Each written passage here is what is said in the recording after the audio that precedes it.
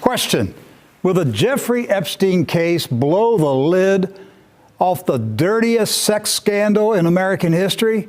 We're going to talk about it on today's edition of True News.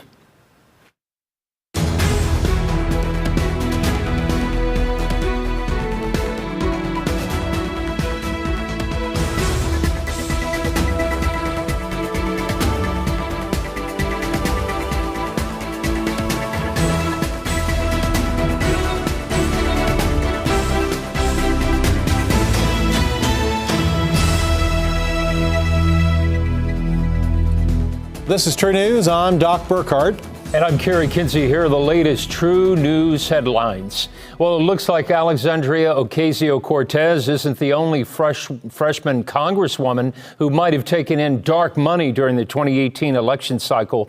The Washington Free Beacon reports that Congresswoman Rashida Tlaib paid herself $45,000 from her campaign during the midterm election. Now, that is allowed, but some of the payments may have fallen outside the legal time frame. Meanwhile, a rift is growing over Congresswoman Ilhan Omar's alleged anti-Semitic remarks aimed at AIPAC. Despite assurances of party unity from Speaker Nancy Pelosi prior to this week's House Democratic Caucus meeting, the Washington Post reports the gathering exploded into chaos as various factions within the group splintered over how to deal with her outbursts, impacting plans in the House this week to denounce anti-Semitism. Ms. Pelosi now is saying that she doesn't believe the representative's remarks were intended in any anti-Semitic way. Well, we now have a much different view of what happened behind the closed doors during the Hanoi summit between President Trump and Chairman Kim Jong-un. South Korean media reports the North Koreans refused to negotiate with Secretary of State Mike Pompeo and even threatened to cancel the summit at the last minute. But after the president decided to walk away from the negotiations, they desperately tried to resume the talks, making their offer to shut down the Yongbyon nuclear research facility. Well, President Trump has revoked an Obama administration executive order requiring the government to record and report civilian casualties related to drone strikes. The National Defense Authorization Act still requires the reporting, but includes a loophole by which the defense secretary may certify that publishing the information would pose a threat to U.S. national security interests. Well, leaked documents reveal the U.S. government has created a secret database of activists, journalists, and social media influencers tied to the immigration crisis at the southern border and placed alerts on their passports. Border Patrol officials say the information is being gathered to investigate whether crimes have been committed. And they note that those listed in the database were all present at times when violence broke out at the border. Now a North Dakota company is offering to build President Trump's border wall on the cheap. Here's Fisher Sand and Gravel Company's proposal video. Fisher will construct a patrol road on both sides of the wall. When constructed with a larger footing, the wall design is strong enough to be backfilled to a height of 29 feet to facilitate a 24-foot wide roadway. This kind of elevated roadway not only provides an advantaged view for Border Patrol agents, but also provides a highway that makes Border Patrol safer, faster, and more effective.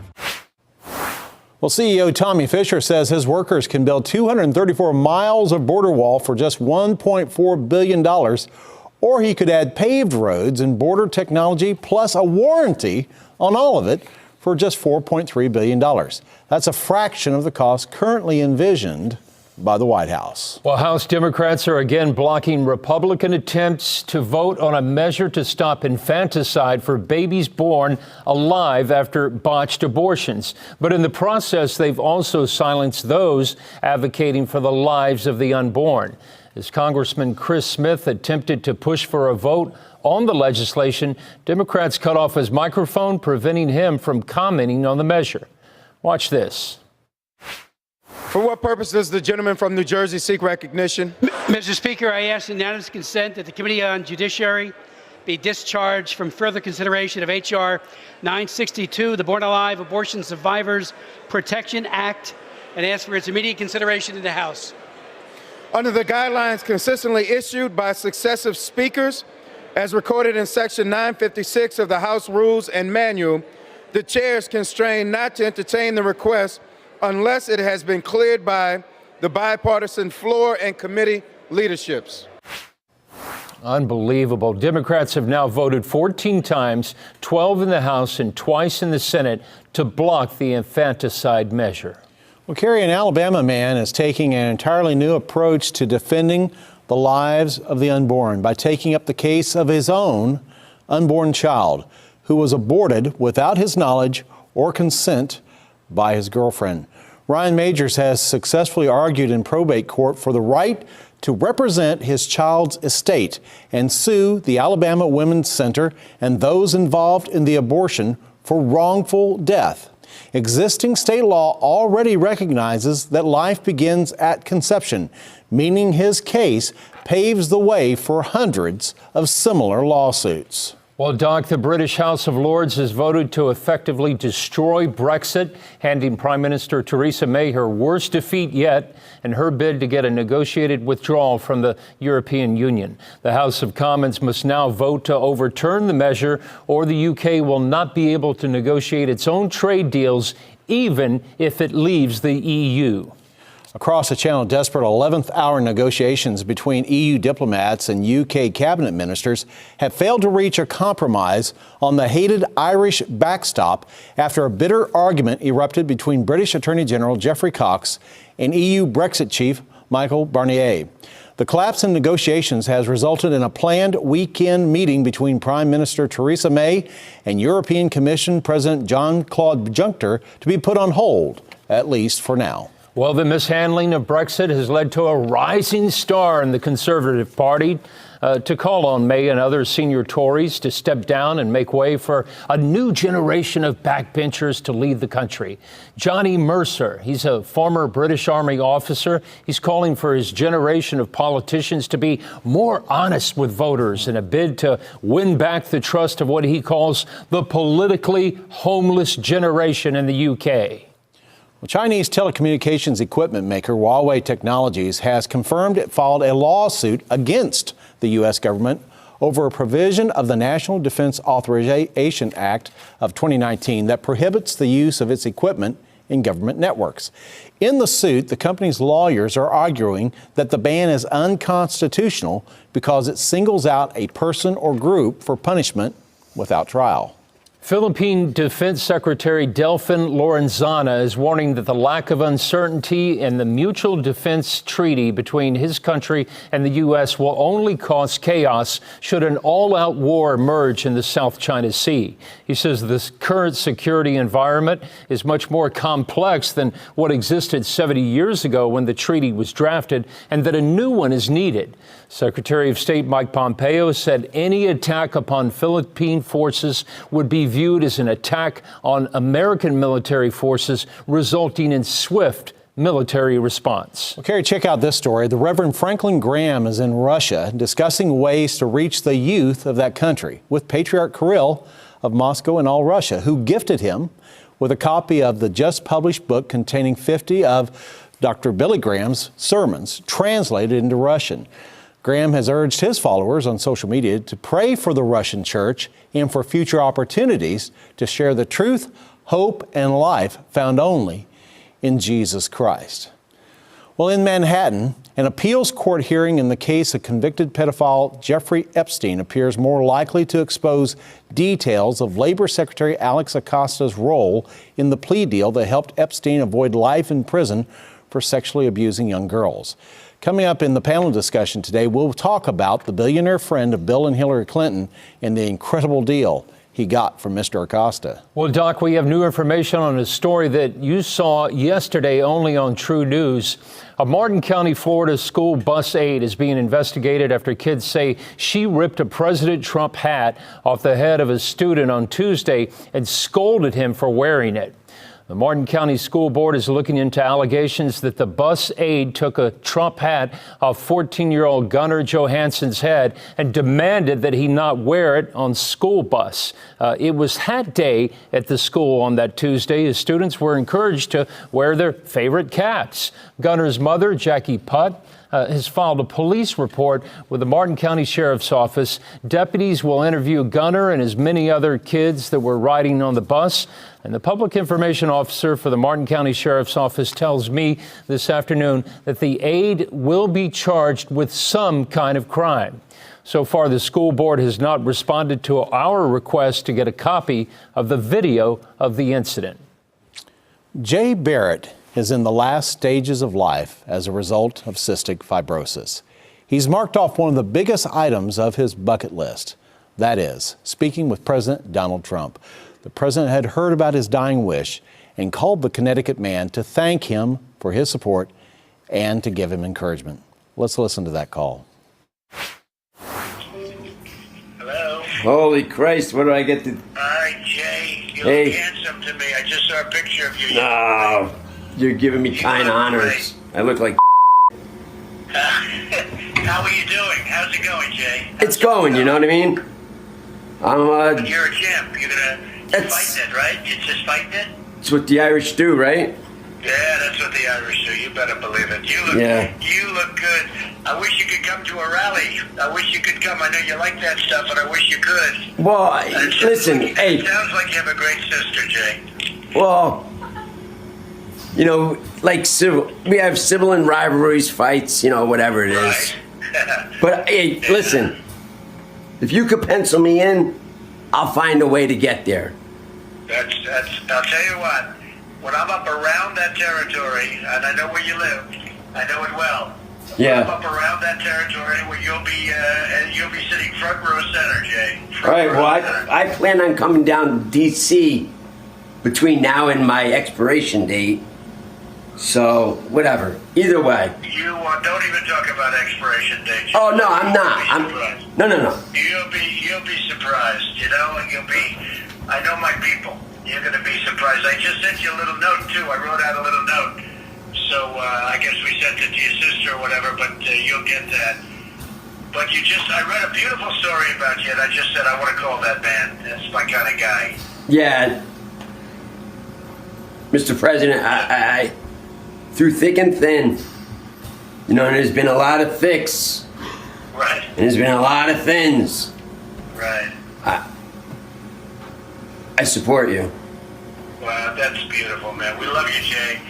We love you, man. And that's really beautiful. What you just said is, I won't forget it. I won't forget it. And what we'll do is you just hang tough. A lot of good things are happening, too. Don't kid yourself. A lot of good things are happening in terms of the medical stuff. Yeah. So you just hang tough. You're gonna surprise. We'll be talking in 10 years from now, I hope, too. Oh, like I said, you know, I plan on voting for you in 2020, so. You better vote for me in 220, I'll tell you. Yeah. If you don't vote for me, I'm going to be upset with you. No, I'll make sure I do that, you know? That's God so, permitting. So we'll be in touch. We're sending a little note, but we'll be in touch. Okay. And thank your sister. And if I we will. do anything up there, I want to get you over there. I'll get you up to that rally. I'll have you right in the center, right smack in the middle. You're my kind of guy. You're my kind of man, Jay. Yeah. I try to You're be. the man. And Yeah. I'm proud of you. I'm very proud of you. And say hello to your family and sister and everybody. And I'll talk to you again, Jay, okay? All right, thank you very much. You keep that fight going. We both fight, okay? You keep that going, okay? I will do my end. Thank you for calling and It's an honor. thank you. No, it's an honor for me too as well. Thanks, Jay. Have a great day. Bye bye. Bye. That's pretty crazy. Dude, I just talked to the President of the United States on the phone. He called you. He called me. He's like, I gotta call this dude. What an amazing story there, Kerry. Wow. I mean, this is what the president doesn't get credit for. He's got heart. He called Jay Barrett. Yes. You know, this is great stuff. Well, visit TrueNews.com to watch the latest Godcast, special reports, and also in-depth articles on the topics we talk about each and every day. So please visit often to get the latest. By the way, we have made some updates to the True News app. We're excited about that, aren't we, Doc? Yes, we are. So be sure to have that latest version downloaded to your smartphone. Go to your app store and get the most up-to-date version. The website and the app are the best way to show your love for us. Kerry, when you visit the website or the app, look for the heart button in the upper left-hand corner. Just click on the heart, and it will take you to our donate page. And from there, you can help with the financial support of the Ministry of True News. We make it easy for you to give either a one-time show of support, or what many of our viewers and listeners do is make a monthly or even weekly commitment to show how you care. When you visit TrueNews.com, you can also share your prayer request with us. No other news, information, production in the world does that. And here's one that we'd like to share with you right now. Hi, Rick and team. Thank you for the great news and updates about what's going on in our world. My husband and I appreciate it. I ask for your prayers to our sovereign Father to keep my husband and I safe from the fiery darts of Satan's temptations, and that God breaks the ties of addiction in our family. We also ask that our Lord Jesus Christ continues breaking those ties of addiction in our family. We also ask that He fills those spaces that the enemy has left in Jesus' name. Very sincerely, Wanda. Oh, that's great. Here's another one. Dear Rick, thank you for doing the hard work to get the message out to the world each and every day. Please pray for my family and that I get back to work on the pipeline. My field of work gets worse and worse each day because it is stopped at every point by the Sierra Club and the Democratic Party to blockade our work. Love, John. Thank you so much for letting us know what your needs are and how we can pray for you, folks. That's great. Well, coming up in our panel discussion today, Rick Walls and Matt Scow will join us as we look at the latest at what is happening in the case of Jeffrey Epstein, the sex favor facilitator for the rich and famous. How was it possible that this South Florida Jewish financier to get such a sweetheart plea deal from the U.S. prosecutor when it is being revealed that he may have taken advantage of hundreds of teenage girls over the past 3 decades? Stay tuned. Let's take a break for a word from our sponsor, the Holy Bible. Here's Max McLean with a reading from the Word of God. This is Max McLean. How does our faith in Christ grow and mature? Listen to the Bible from James 1. Consider it pure joy whenever you face trials, because you know that the testing of your faith develops perseverance. Perseverance must finish its work so that you may be mature and complete. If any of you lacks wisdom, he should ask God, who gives generously to all without finding fault, and it will be given to him. But when he asks, he must believe and not doubt, because he who doubts is like a wave of the sea, blown and tossed by the wind. That man should not think he will receive anything from the Lord. He is a double-minded man, unstable in all he does. From James 1. Listen to the Bible. It's great for the soul. Well, welcome back to True News. Thank you so much for watching and listening to the Godcast every day. One of the best ways that you can show your support for this ministry is to share True News with your friends. And over the past several months, we have seen a significant increase in new friends and followers from various social media outlets. And we have you, our viewers and listeners, to thank for that. Keep up the good work, because you are doing a great, great job. This morning, when we gathered our staff together for prayer, I was impressed by how many of you contact us and let us know that True News has impacted your life. We are so encouraged by that. We really, really are. This month of March, could you do us a favor and write us and let us know what True News means for you and your family? Our contact information is on the screen right now. Write us at True News, P.O. Box 690069, Vero Beach, Florida, 32969. You can also call us at 800-576-2116. That's 800-576-2116. But always the easiest, fastest, and most efficient way to connect with us is at TrueNews.com or on the True News app. And you don't even need a postage stamp or even dial a phone number for that. Let us know this month what true news means to you. Well, today's panel discussion is one that will likely make many of you just a bit uneasy because we'll be dealing with topics that many in Christian media will not even touch. True News has been unafraid at pointing out the connection to what appears to be a network of sexual sleaze among the highest levels of government. And that's what we'll be talking about today. Joining the Godcast right now is True News producer Matt Scow and True News founder and host Rick Wiles. Rick, before we talk about this very serious topic today and where it is a serious issue, have to ask, how's the book coming along? The book is coming along great. Appreciate you inviting me to come over today, be part of the program. Yeah, welcome. I'm honored to have the invitation to come over. Now I'm getting a lot done, and I want our supporters to know that Doc and all the team, everybody, is they just pulled together, and everybody's doing extra work in my absence, and everything's just running smoothly, and that's very comforting to me to know that we finally have an organization that can operate without me being here. And actually, I think it's probably operating better without me being here. But I'm getting a lot done, and I would say if you count the introduction and then 10 chapters and then the summary, so it's 12 chapters altogether. I'm just about halfway through right now. Fast. It's going fast. I'm not writing War and Peace. I'm just, it's 10 characteristics of the Lord's second coming. Great.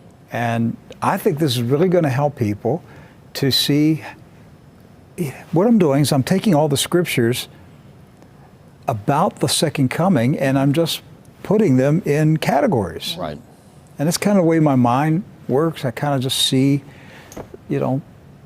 hey, this belongs over here. You take this scripture here, that matches this one. And I'm just matching the scriptures and then putting them in categories, and each category is a chapter, and it describes the Lord's second coming. And one of the most requested items that we get, Rick, for either by email or written to us, is can you tell us where Rick stands on all of this and where his thought process is? And so this is an opportunity for us to be able to do that. Yeah, that's really why it's not just a book either, is it? No, we're going to have, we'll have a video teaching series, we'll have an audio book, we'll have a workbook, and these are going to be like a Bible study course. Great. And, and it's blessing me writing as I'm studying scripture, throughout the day to write the book. I'm being blessed and the Lord's showing me things. So it's really uplifting. I think I really think it's going to help a lot of people. I think it's just going to, what I pray every day is, Lord, let this book remove the cobwebs from people's minds about the second coming. Right. Because it's really a lot simpler than what people make it out to be. You have to go to a seminary to make the second coming complicated. Jesus told us exactly what to expect, how it's going to come down. He just told us all. Will I have an accompanying chart or map or anything to go along with the course? Because it's so simple, you don't need a chart. No mysteries were. No, there are no mysteries. Secret keys or anything? No mysteries. Okay. No mysteries in the Bible. God told us everything. He put it in the Word. Praise God. Anybody selling you mysteries and keys and all that kind of stuff, they're just getting into your pocket. All right? God doesn't have any mysteries. He showed us everything. He tells us he doesn't want to be a God of confusion. That's right. That's right. So anyhow, the book's coming along really well. So we're going to talk today about what I think is the biggest sex scandal in America. I don't have much confidence that the truth will ever come out. And I say that because after 20 years of sitting here, I've seen this story over and over, where sex scandals involving powerful, influential people suddenly get covered up. And I expect the same thing will happen. And all we're going to do today is lift the lid up a little bit, shine the light into a very dark, dirty bucket and let you see some of the critters that are crawling around in that thing. The most vile, disgusting critters. It's a tough subject to research. I mean, it's just disgusting. And the sad part about it is who's involved. I mean, these are top level people. Well, let's talk about who's involved. We're talking about Jeffrey Epstein. No one knows who he is, probably. You know, I mean, he's not that well known if it wasn't for this case. But here in Florida, he's a well-known Right. person. Right. Very wealthy, influential, well-connected businessman in South Florida, down in Palm Beach County, just about an hour south of us. Well-connected, a Jewish businessman with some very important, powerful friends who have gotten him out of trouble. So he was accused by some young women who said that when they were teenagers, they were recruited into a sex trafficking ring that Jeffrey Epstein ran. Yes, the date 2005 was the first time this was brought to the authorities. Yes. A 14-year-old girl with her parents went to the authorities and said that she was molested, had sexual encounter with Epstein at a mansion. 14 years old. 14. And I think that what I've read, the youngest victim was 13. But this has been going on. As you said, that was 2005. Right. Epstein, finally, he got a slap on the wrist. Mm-hmm. He got convicted, but the federal prosecutor in South Florida, in Miami, the U.S. federal prosecutor cut a sweetheart deal. Epstein served 13 months in a posh federal prison, and actually he was on work release. The worst work release. He was released from the prison throughout the day. Yes, he just had to spend the night in jail, basically. Right.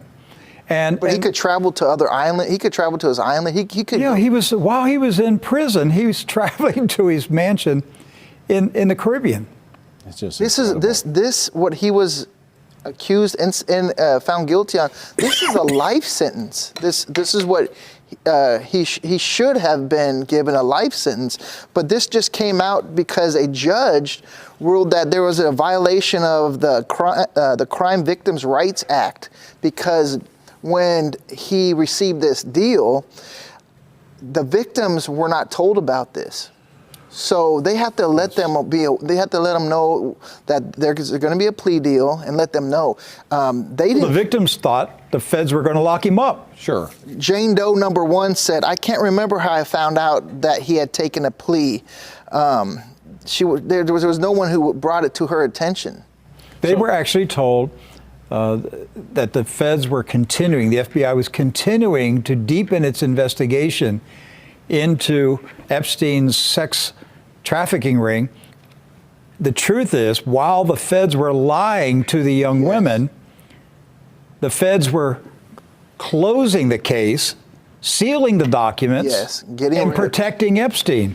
Now, Matt, you're a recent addition to the True News team, and so you don't have the history that even a lot of listeners do. We've talked about this for almost a decade, right? Some of the players in this story, I can go back to 2003. So, wow. And even up until last year, it finally, you'd think, once again, we go through those cycles, it looks like something's going to happen. But even last year, it kind of died out again. It kind of just puttered out again. But something happened earlier this year, and that was during the confirmation hearing for William Barr. And one of the things he said, if he was, made Attorney General, was that he was going to be looking into this whole process of how that Jeffrey Epstein got this deal. Now, Rick, who was this U.S. prosecutor or this attorney that made this deal with Jeffrey Epstein? He was Alexander Acosta, who now is the Secretary of Labor in the Trump administration. So so let me get this straight. So the U.S. attorney that made the deal with this, really a pedophile, made this deal. Powerful, rich, Jewish pedophile. And so he made this deal, and now he's in the president's cabinet. Is that what you're saying? Yes, to me? he was nominated by President Trump to be Secretary of Labor. A few senators brought up the Epstein deal during the confirmation hearings. Senator Ben Sasse was one of them. Mm-hmm. And, but he was confirmed. And, Secretary Acosta's position is, hey, I got a conviction. We settled the case. But really, he made sure that Epstein got the lightest sentence possible. He was convicted on 2 state charges, and all the victims thought there would be federal. I mean, this is involving taking women across state lines. It's a federal crime, right? And he was charged with 2 state crimes. Yeah. So that's what they got: minor state convictions, and then the feds closed the case on the federal side. And Mr. Acosta was the man involved. Now, what happened is the judge that made this ruling a week or two ago, he came within a hair of voiding that plea bargain.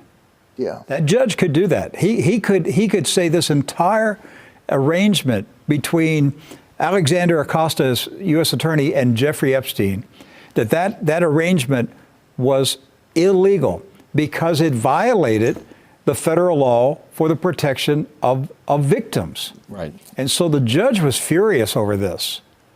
And it's possible, I mean, we could see this happen where the judge nullifies that agreement, and then Epstein's back on the hook again and could be facing major time in prison. But there's another big name in here.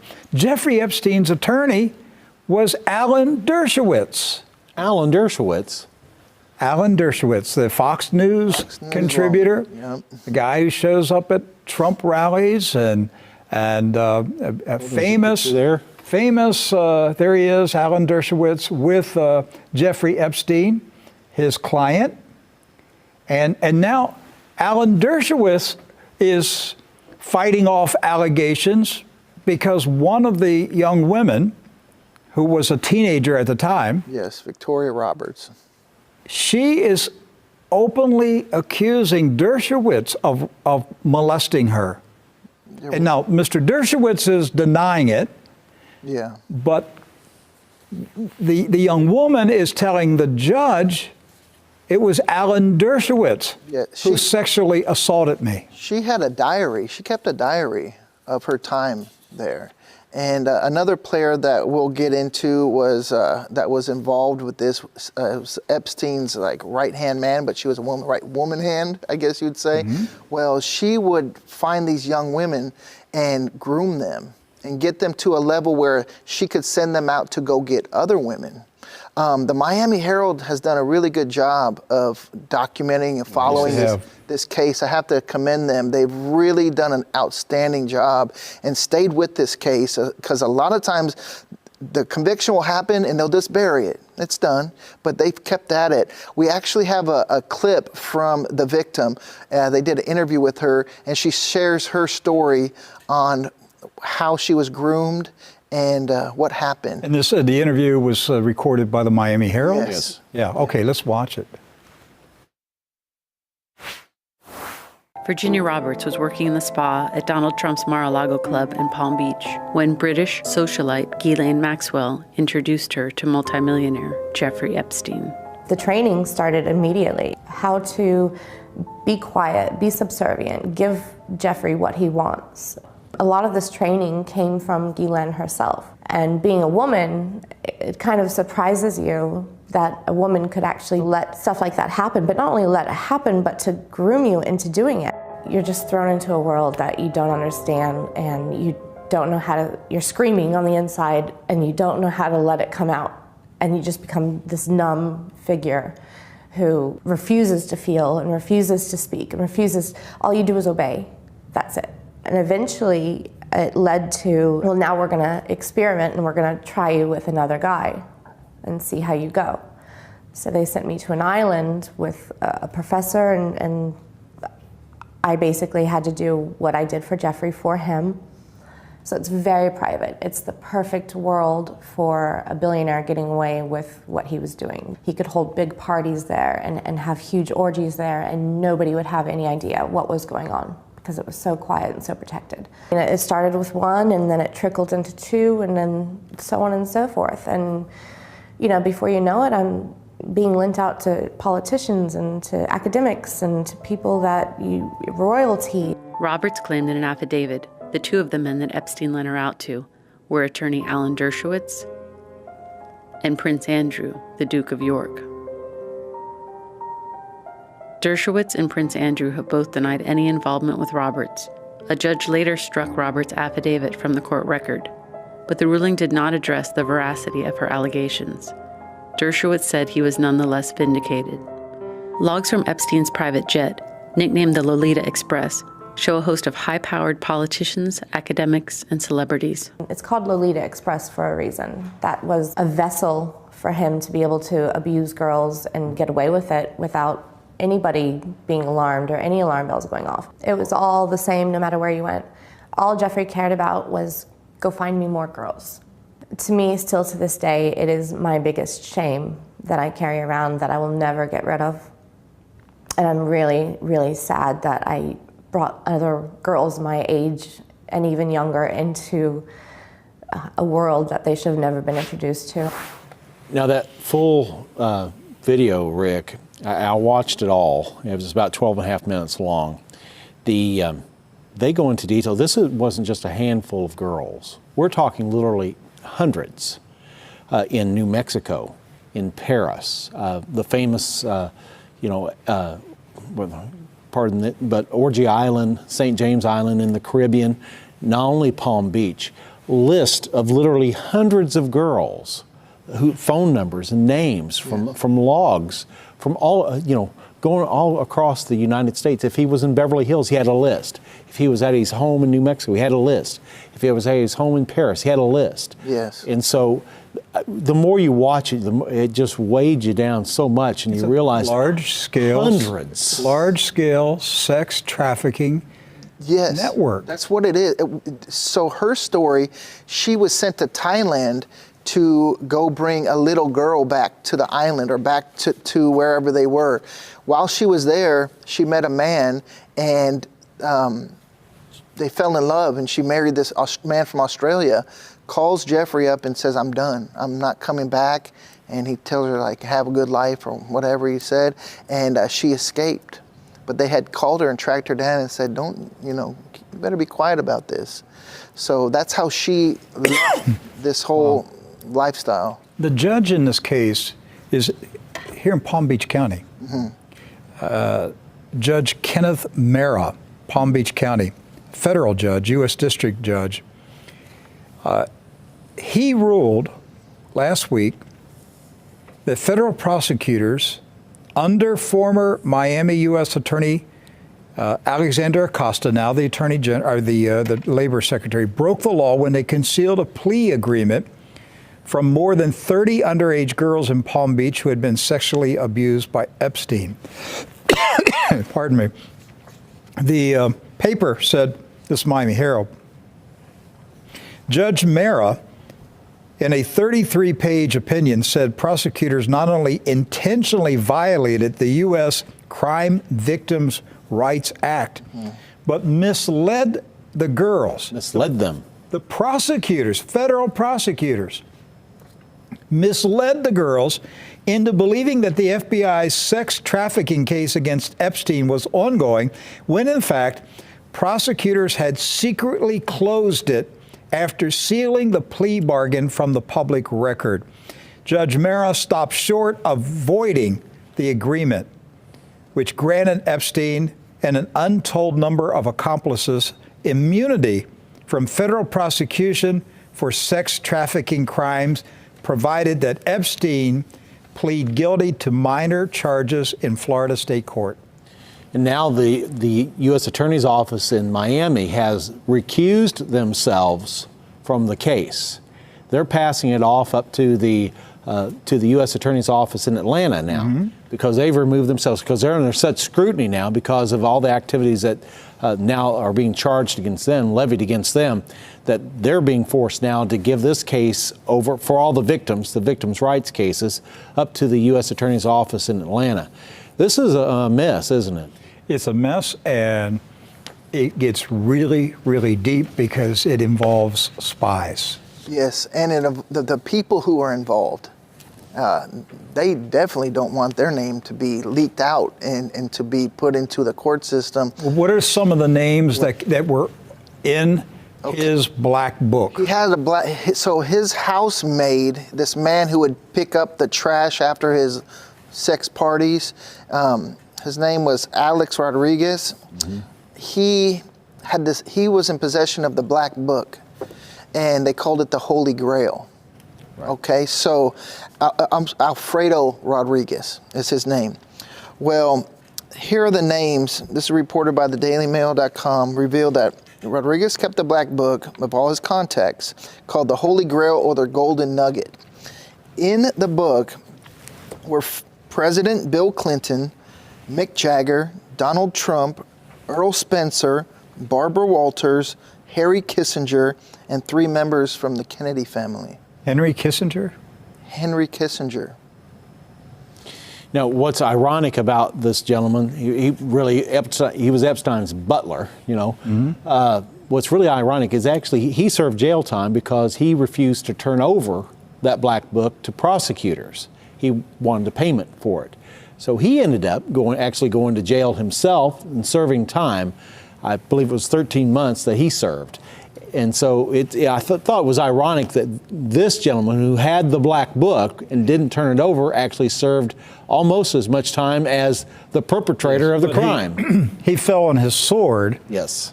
So that the contents didn't the syndicate didn't take him out for squealing. Well, he was a good soldier. Well, all right. He was taken out by. Now he died. He's dead. Now they say it was from cancer. Was it introduced cancer to him? Who knows? But he's no longer here. So he's no longer a player in this game. Just another one who was a low-profile individual that we see so many times in cases like this wind up dead. Some with gunshots to their back, self-inflicted gunshots to their back. But this one was cancer, so they say. So Epstein's connected to famous entertainers like Mick Jagger. He's connected to political people like Henry Kissinger, media people, Barbara Walters. Yes. Why would Barbara Walters be in a black book that involves girls being prostituted? If we had any form of media or sleuth, they'd go ask her. Doesn't she work for the media? Yeah, she's a very powerful person, and she's married to Alan Greenspan, right? Federal Reserve. Donald Trump's name is in the book. Bill Clinton. Yes. Bill Clinton was said to have gone there 20 times, and it's registered. To Orgy Island. It's registered in the flight log 20 times. And there's a picture of him on the Lolita Express, yes, we have a picture of him with a girl who was on the Lolita Express. Now he would leave his detail. He would somehow get his detail because presidents and ex-presidents have a detail with them at all times. Well, he would find ways to maneuver to get away from them and then fly off to, there's a picture, Lolita Express and to this Orgy Island. So President Bill Clinton went to this St. James Island, what was it, 20 times? It says 20 times. Hillary Clinton I'm sure they were fundraising events. Right. Oh, yeah, sure. Hillary Clinton went 6 times. So her name has popped up on the flight logs and in the information process where Kevin she Spacey, actually went. He was on there. Back in 2016, I know that we were looking into the Epstein Orgy Island in the Caribbean, and I remember Edward was doing a lot of investigation about it, and they have a religious temple shrine-like building on the island. Oh, yeah. Yeah, we had to get back in the old True News records here today and pull up some of the images that we had. That's it. It looks like a temple. Doesn't it look like a temple there? And if you really zoom in on the top left and right, it looks like an owl, like a Moloch statue. It's kind of hard to tell on this one, but if you zoom in. See, you mean it could be possibly a Freemason temple? This has creepy written all over it. It has a gold dome. It has blue and white colors on it. Has a maze that you can follow on the outside, a labyrinth. Limited You're not access. suggesting that the rich and powerful people of the world are involved in Satanism, are you? I could make that inference, Rick. There's something weird going on here for sure. And certainly they wouldn't sacrifice young girls inside their temple, would they? It's been the underlying. This has been out, or not out, I should say, but there's been talk of this for so long, but it's never come out to this far. This is probably as far in the public eye as it's been. We're in court now, and we have affidavits filed. But look what happened when they got so close. Let's seal it up. Let's send in our attorneys, some attorneys who were involved in the case. And Alan Dershowitz does not want the news media to be permitted in the courtroom. Yes. That's why he went there, to silence it. That's what he did. Why would he be so involved in this case? Well, that's where we want to take this conversation next. Okay. Who would want to have this kind of control and power over the shakers and movers in politics and media? Jeffrey Epstein, would he just keep a black book like that just so he could maneuver people around? It doesn't seem to me like he is that person, like the mastermind of some sort of organization that is trying to, if you had pictures or video, let's say, of people that were at these events, you could blackmail them, you could hold it against them. But I just don't get the impression in this whole process here, and even the conversation related to his prosecution, that he is the player, is he? No, he's not. If the next logical step in this story for our audience is to talk about a woman who recruited a young girl at Mar-a-Lago, right? President Trump's residence in Florida, in Palm Beach County. The woman we saw in the clip we showed, this is the woman who... Is that her? Yes. Now, she was the one who was recruited at Mar-a-Lago. Yes. And she was working at Mar-a-Lago as...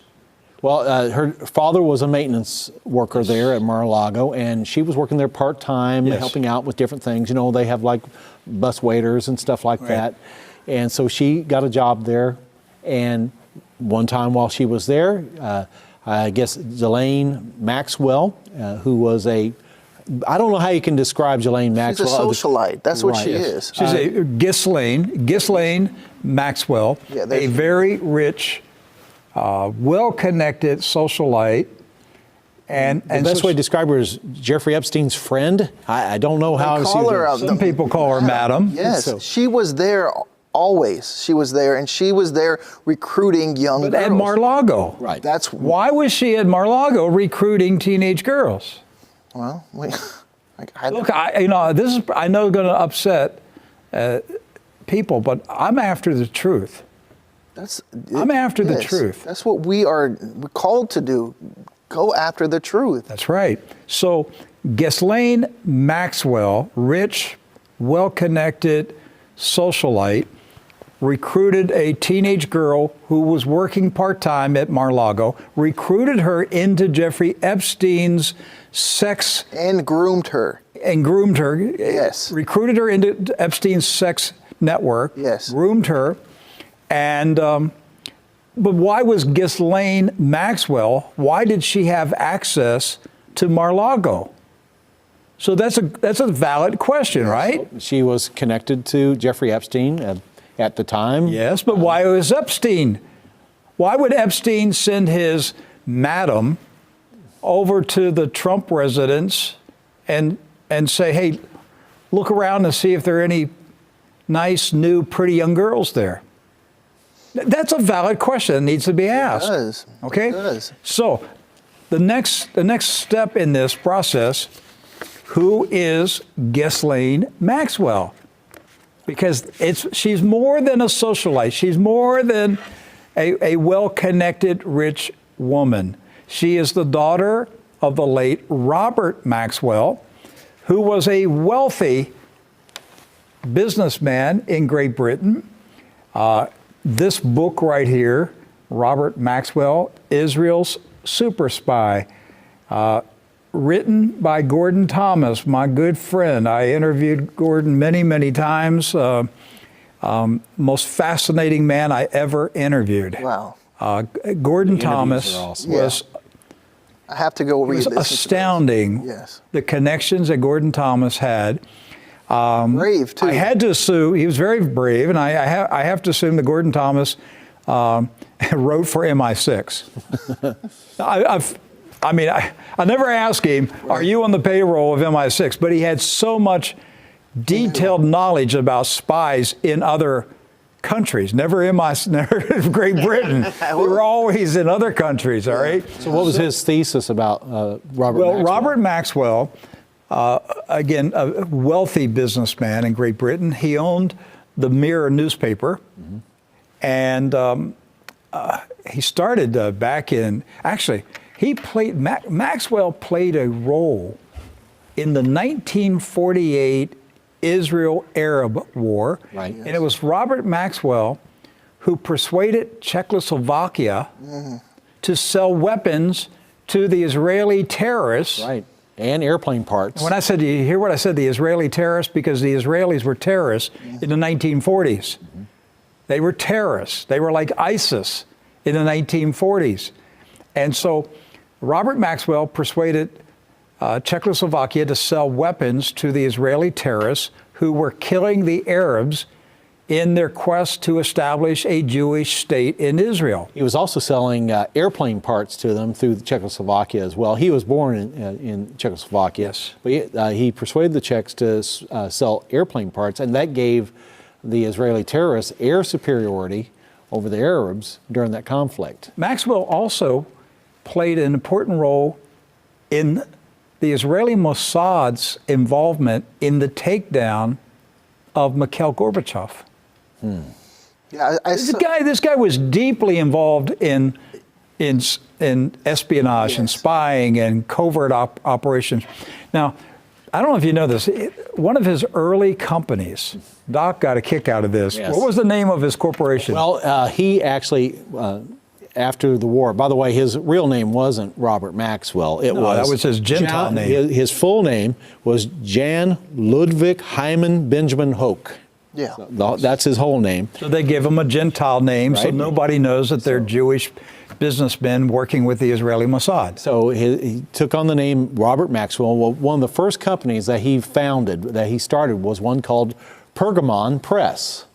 Basically, he bought out another company and renamed it. He bought out, right. I'll explain that here in a second. Powerful, right? Pergamon Press. It basically just dealt with scientific papers and republishing them and everything. And he changed it from this previous name to Pergamon Press.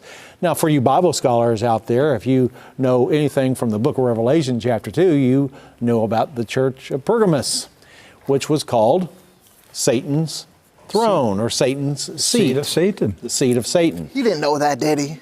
Yeah. That's coinkydink. Another coinkydink. So Robert Maxwell, his fake name, started a corporation called Pergamon Press. Satan's throne press. Satan's Seat Press. And he was a publisher of books and the news. And I'll give you an example. As the publisher of the Mirror newspaper, Yes. an Israeli whistleblower, Mordecai Vanunu, who was a Jewish man in Israel, later converted to Christianity. Mordecai Vanunu blew the whistle on Israel's secret arsenal of nuclear weapons. Really? He worked inside Dimona. Dimona is Israel's top secret nuclear facility. He took documents to Robert Maxwell, not knowing that he's a Jewish man, because his name is Robert Maxwell now, okay? And he knows that he owns the Mirror newspaper in London, and he says, I have the biggest story of the century. Here is evidence of Israel's secret arsenal of nuclear weapons, and you can publish it. You'll get the Nobel Peace Prize. You'll be the most famous person. Guess what Robert Maxwell did? He called his employer the Mossad. Wow. And said, I have one of your guys in here from Dimona, and he just gave me a box full of secret documents. And the Mossad lured Mordecai Vanunu to Italy. And they used a woman, who said, hey, Mordecai, let's hook up in Italy. Let's get together and spend the weekend. And so Mordecai takes off and flies to Italy. And when he got to Italy, they sprung the trap on him, took him back to Israel, sentenced him for treason, and he went to prison for 18 years. When he was in prison, he converted to Jesus Christ. But he is considered a traitor in Israel because he outed Israel, because Israel has never admitted that they have hundreds of nuclear weapons. They want Iran to shut down their nuclear reactor, but they won't even admit that they have a nuclear arsenal. So Robert Maxwell played a very important role in that big story. Maxwell worked for the Israeli Mossad. Right? So think about what I just told you. He's running a major newspaper in London, but nobody knows he's an Israeli Mossad agent. Yes. He's the publisher. Does this confirm what I've been telling you for years, that many of the big news organizations are run by spy agencies? And not only did he run his empire there in the UK, here in the US he owned Macmillan Publishing, which included Collier Book Group. These are big names, yes. Okay? He also owned the Berlitz Language Group. So every language course that you had back in the 60s and 70s, he owned that. He also was the unique publisher of about 95% of all the travel guides you would find anywhere in any airport or rest stop or anywhere else, anywhere in the United States, through a subsidiary of Macmillan Publishing. I know something else he did for money. He made a lot of money at it. He stole American national security secrets for Israel. He stole them out of Los Alamos, New Mexico. How do you do that? You had to go back and listen to my interviews with Gordon Thomas. I found one of those interviews from 2003, and Doc, if we can put it on True News Today and put it on YouTube. I'll get it up tonight. It's a 2003 interview that I did with Gordon Thomas about Robert Maxwell. Okay. Well, Maxwell was in charge of an American operation of Israeli spies to infiltrate Los Alamos. So they were getting nuclear secrets. And guess who they were using? Guess who was giving the Israeli spies access to Los Alamos? And he wasn't a former at the time, he was in office, former late U.S. Senator John Tower of Texas. John Tower was helping the Israeli spies. John Tower, the Republican, the little short John Tower. The Tower Commission Tower. Yes, the Tower, yeah. John Tower was a traitor to America. But isn't Israel our friends? Aren't we? Well, so I think where we're trying to show our audience, we're working our way there. You're going to figure this out. How did they get like a conservative Republican senator to betray America? Well, it has to do with things like sex networks, underage girls, okay? So John Tower, his political career came to an end. There was a scandal, and he was forced out. I personally believe that our intelligence agencies took him down. They knew what he was doing.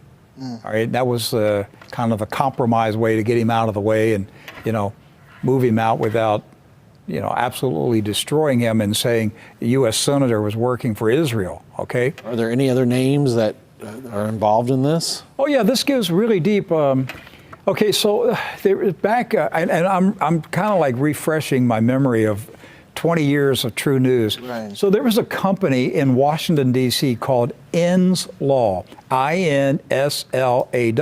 Okay. Capital, all caps, okay? Now, many years ago, back when I was in sales and marketing, Inslaw was one of my clients. What'd they do? They produced software. They made software, and they sold it to government agencies. The founder was Bill Hamilton, William Hamilton. He was actually one of my clients. I was probably, 30 years old, something like that, and he was one of my clients. And so anyhow, that was my connection with Inslaw. It's just I did business with them, okay? Good organization.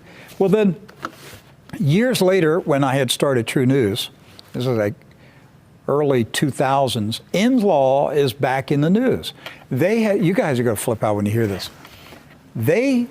Bill Hamilton created a software called Promise, P-R-O-M-I-S.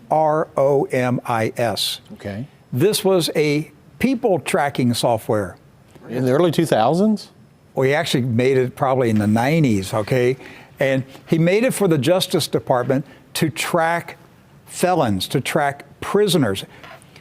And this is how I knew him as a client, because he was selling the software to government agencies to track, people that had been released on probation and things like that. Right. So it's a long story. Gordon Thomas tells the story in the Maxwell book. Okay. Because the U.S. Justice Department was Inslaw's biggest client, the U.S. Justice Department set up Bill Hamilton and brought in an Israeli spy into his office who happened to be, I think, if I recall, happened to be maybe the head of Mossad, one of the highest Mossad agents, but didn't tell Bill Hamilton this guy is an Israeli Mossad agent. The Mossad agent stole the Promise software with the help of the U.S. Justice Department. Now, Bill Inslaw, and I interviewed Bill many years ago, probably 2004, probably is when I interviewed him, and he told the story of how the U.S. Justice Department betrayed him, worked alongside the Israeli Mossad spy agency to penetrate his company and steal his software. He filed a lawsuit against the Justice Department. Let me tell you, I'm going to give you the names of 3 attorney generals who handled this case. Dick Thornburg. Okay. William P. Barr. You mean the current? The current attorney general. And Janet Reno. Jeez. Because this thing spanned over a number of years. Okay. How deep is it? So William P. Barr knows all about Inslaw and Bill Hamilton and Jeffrey Epstein and Mossad, because he's an old hand at this stuff. He's the Bush family trustee. He's the trustee for the Bush family dynasty. Okay. That's why he's back in the saddle. There you go. To take care of all these things, because there was a settlement at the Bush funeral. A truce was made to make sure certain things don't happen. We don't know what was in that photograph, but it made Jeb Bush almost pass out at his father's funeral. So are you suggesting that when William Barr came out during his confirmation hearings and said, one of my first things I'm going to look at is this plea deal with Jeffrey Epstein? Nothing? Oh, yeah, he's going to look at it, but nothing's going to happen, because he's making sure all the players are satisfied. Nobody goes to prison. Listen, I don't know what was in that photograph, but I would guess that the Israeli Mossad provided President Trump with an extremely damaging, compromising photograph of George Herbert Walker Bush, enough to make his son almost pass out. Right, and this is the type of things that... Now that brings us back to we come back full circle. Maxwell. Right, we The come daughter of Robert Maxwell. All right, who has all the goods. daughter. She's the daughter of this spy I'm talking about. One more thing I want to tell you about Promise Software. All right, Israel's been in charge of it. They've had their hands on it, for 20 years. So there've been some updates. All right. Promise 2.0. 3.0, 4.0. That's the software they use to track Khashoggi. What? Oh. Now do you see how all this is coming together? Oh, my goodness. That's the software. That's the software that I think Israel is sharing with the Arab countries to sell out the Palestinians.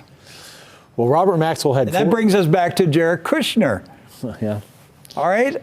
Just a good Jewish boy working in his father-in-law's White House on behalf of his masters in Tel Aviv and Jerusalem. Well, Robert Maxwell had 4 kids. I hope Dr. Michael Brown is watching tonight, and I hope, Dr. Brown, you share this with your audience tonight. Yes. Please share it with your audience. I'm dedicating this show to Michael Brown tonight. Oh, okay, that's good. Okay. Well, Robert Maxwell ended up having 4 children. He had first a daughter. She kind of left the family, did her own thing. His 2 sons followed him into the business, and then he had a 4th child, Ghislaine, the youngest daughter. But before we talk about Ghislaine, let's talk about what happened to Robert Maxwell. Yes. He fell off his yacht. Yes. And drowned in the ocean.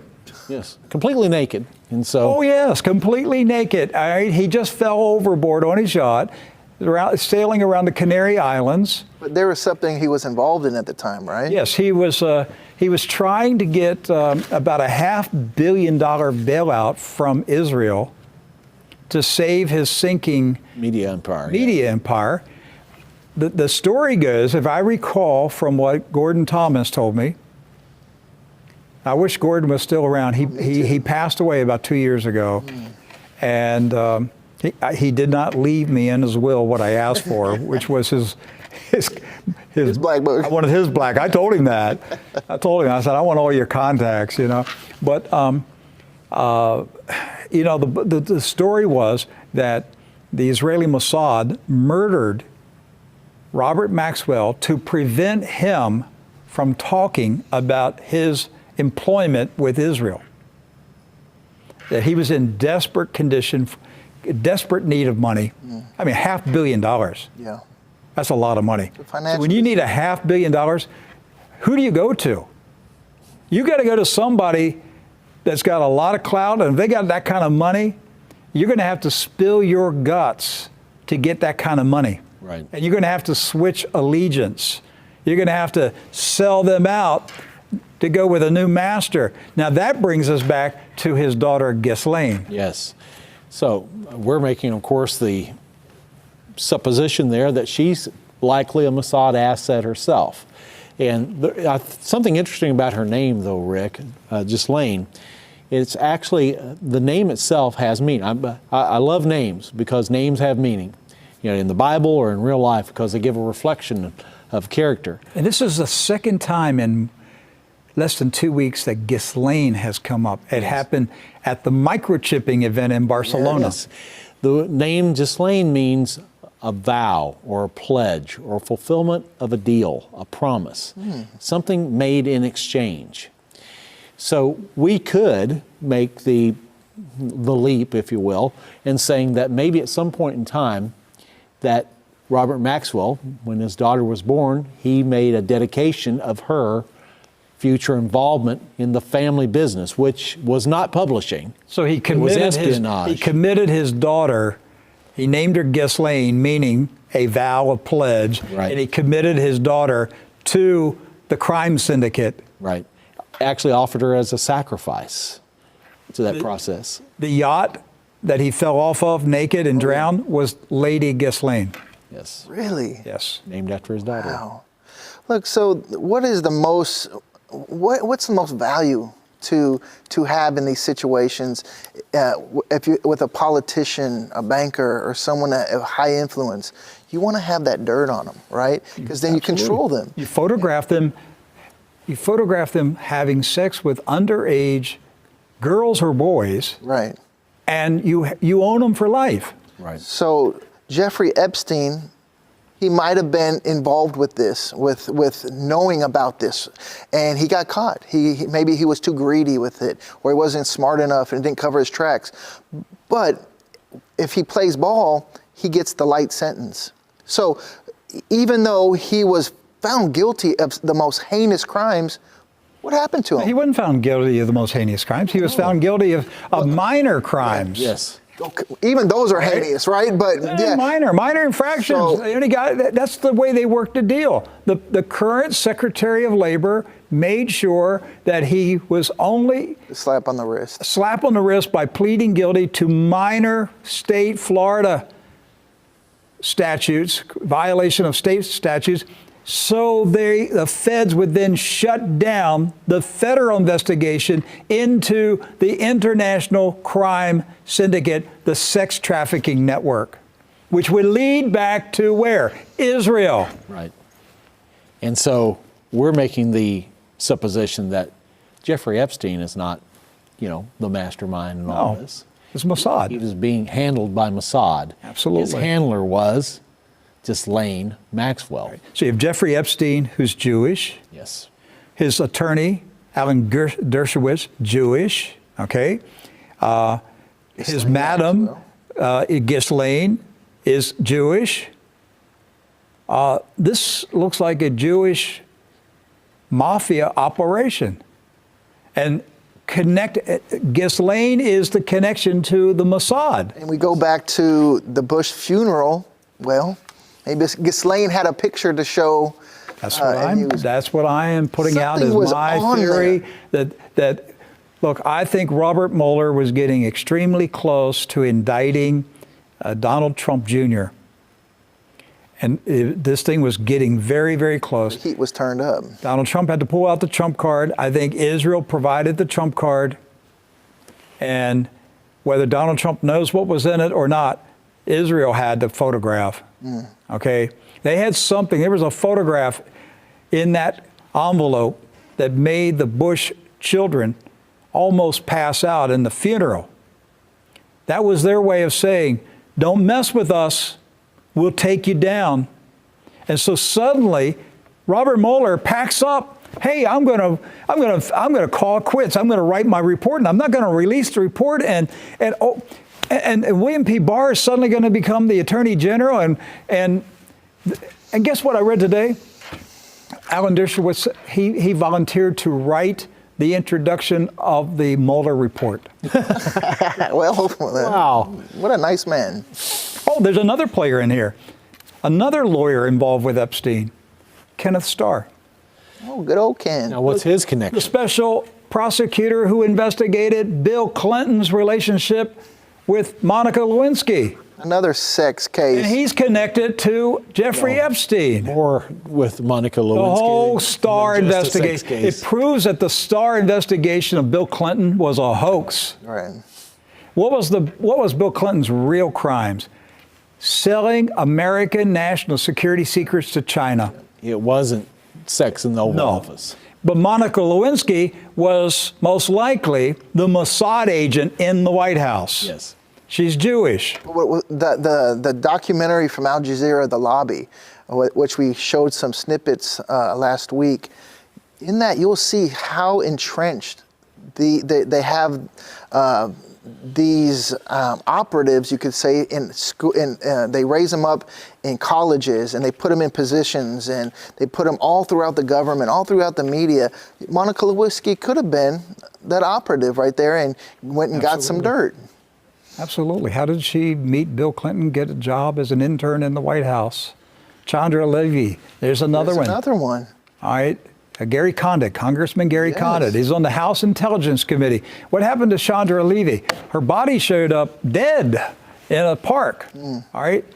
Why was she taken out? Nobody knows. I've always wondered whether Chandra Levy was an Israeli spy and somebody in maybe the U.S. intelligence world took her out. Or Mossad took her out in order to put pressure on Gary Condit because of his relationship on the Senate and Intelligence Committee. Yeah. So there's a lot of a lot of play in that. So The bottom line is the Jeffrey Epstein story is extremely deep. Major players, big, powerful, rich, influential players. Who's who? There was a Prince Andrew is photographed. Prince Andrew, yes. But they cannot allow the lid to come off because it blows out of the water the whole Israeli spy operation. All the politicians that are involved, all the media people that are involved. It blows it all out. They can't let it happen. So if you're all thinking that, oh, hey, this is going to be bigger than Pizzagate and all the truth is going to come out right now about it's not going to come out. No. Not going to come out. This will be all the truth. You'll hear about it right here. That's it. Some of those girls will start disappearing. I think one already has. I think one was found in a hotel in Palm Beach. Yes. Another Arkansas. And we just went through this in Palm Beach and Vero, the sex sting that wrangled in Bob Kraft. Remember that? Yes, from the New England Patriots. Right. There was other names that were said to be much bigger than him. Yes. But nothing. Where are they at? Never reported, was it? It's been a couple weeks now. In fact, there's been some high-powered law firms that have set up shop here in Florida in the past 2 weeks that are fighting to keep the video releases suppressed. And the reason why is because there are some other names that are yet to be released. They don't want those videos out. 2 billionaires living here in Vero Beach who were arrested for participating in sex trafficking at these massage parlors in Vero Beach and down through the Treasure Coast all the way down to Jupiter. And that's where Kraft was busted, in Jupiter. The Palm Beach area. Yes. Where all this. But what we were hearing 2 weeks ago in the local press is hundreds of names. Yes. Big names. Bigger than Kraft is going to be released, and it's all gone. Where is that? Where are the stories? Where are the names? Where are they haven't even, no one's been arrested since the big guy, a couple big guys. Several billionaires arrested in a sex trafficking operation. Do you know those girls that were here in these massage parlors here in Vero Beach and Jupiter? From what I read in the press reports, they were living in the facility. They were living there. That was their home. They were sleeping on the floor. A lot of times they were cooking out behind the building. Yeah, and nobody saw this? Well, a lot of times they're here and they have to work off how they got here, though. They have to work there to pay off their debt. They're slaves. Become slaves. Indentured servants. The sex industry. And just in Indian River County alone, the county we're in, 172 arrest warrants. 172 of patrons of these. But have they all been served? That I don't know. Because the news has gone away. Where's the big ones? They said they were big names. Where are they at? Okay, but can we go back to involving that case? Yes. A Kraft. Who are some of the attorneys that are now in this case? I thought I saw some names here today. Some very powerful names have come into this Florida case. Let me see here. Oh, here it is. This is a Daily Business Review. New England Patriots owner Robert Kraft isn't pulling punches and assembling his defense from prostitution charges.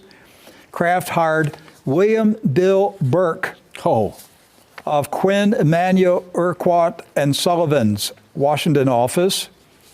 Burke's career spans 2 decades, graduate of Yale, law clerk for Anthony Kennedy, prosecutor for the Southern District of New York. Let's see. Now here, listen to this. Mr. Burke joined the federal government, first as a senior official with the Department of Justice, then special counsel and deputy counsel to George W. Bush. He came into the Brett Kavanaugh hearings, defending Mr. Kavanaugh. Burke also represents President Donald Trump's former White House counsel, Donald McGahn, as well as Breitbart news editor Steve Bannon. In addition to Burke, Robert Kraft has also retained the services of West Palm Beach lawyer Jack Goldberger. Goldberger and Weiss. Attleboro, Goldberger and Weiss, the law firm, who has come under scrutiny for his role in the defense team for Jeffrey Epstein. Oh. That's what I'm trying to get to. There you go. A long way to get to that part right there. Well, it's all connected. So the big lawyers are rushing into Florida right now to defend the billionaires who got caught by the county sheriffs. And then they start bribing the judges, or they start talking to them, sweeten the deal. It's amazing. Or, hey, you can chalk up a win here on this deal. You know, just a light sentence, but you got to win. Yeah, that's right. Just That's like right. It's over. Alex Acosta did. And with maybe Jeffrey you'll Epstein. get a cabinet position if you do a great job. know. Well, should we go into our third hour? Hey, listen, I think we did enough damage here, showing people how rotten this thing is. The Church of God, we need to be praying for the truth to come out. Yes. Reveal. Shine, ask God, shine your light on evil. All right, Lord, shine your light on evil. Doesn't matter where it falls. Let this be exposed. This is a very evil, wicked octopus that is controlling the United States of America because they're blackmailing senior officials, getting them caught in compromising position, and then blackmailing them to give national security secrets, to change foreign policy, to issue court rulings in favor of who? Israel. To vote a certain way? Yes. Yes. Whatever they need, they're going to nudge them and they'll show them the envelope. You know, Rick, the Word of God gives us a solution to those that are trapped. Yes. You know, because Satan loves to set snares. You know, Proverbs talks about us being snared like the fowler, or snared in a trap so many times. And that's what Satan does. He traps these men and women with this information, these secrets, and uses that, traps them. Yes.